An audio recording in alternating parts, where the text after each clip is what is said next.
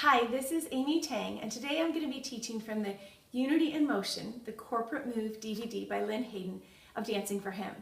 This DVD is for the worship dance leader who wants to lead the congregation past just being spectators to worship presentations to entering into the worship movement.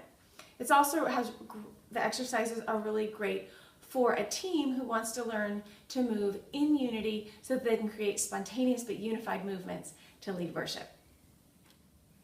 When we enter into God's presence in worship as a congregation or as a worship team, if we are in one mind, heart, and spirit, then God is free to move in a mighty and powerful way.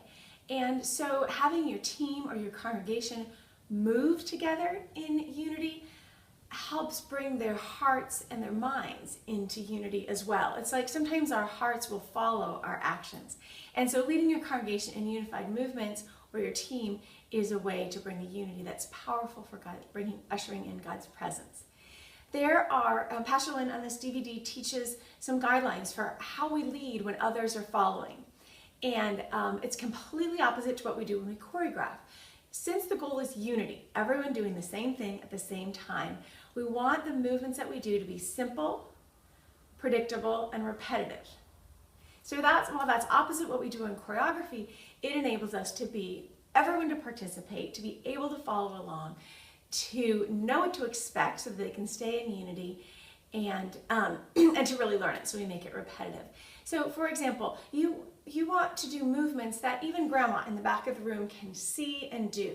So not really tiny movements that might be beautiful, but hard to see from the back of the room. We're going to do large and simple movements. So arm movements that everyone can see from across the room are good.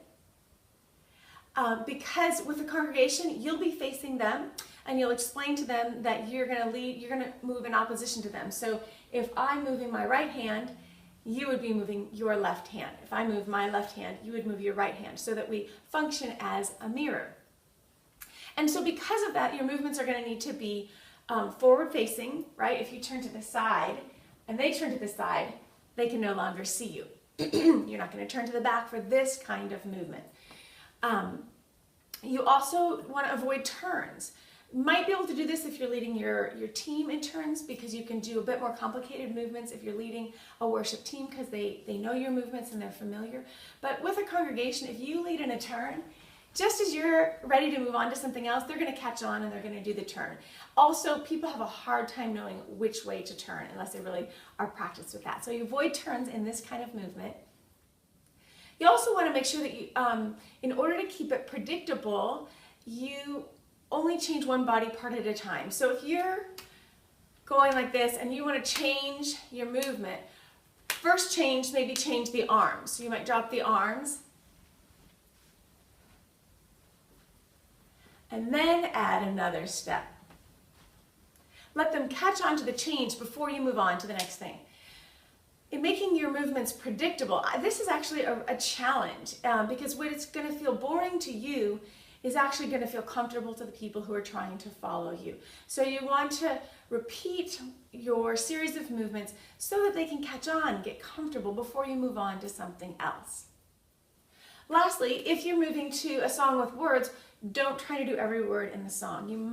That's going to be almost impossible. It's going to look like a bunch of movements, but hard for people to follow. So you might do one gesture for a phrase or for a couple of movements.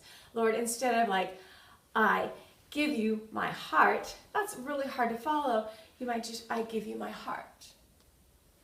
One simple movement that people can follow.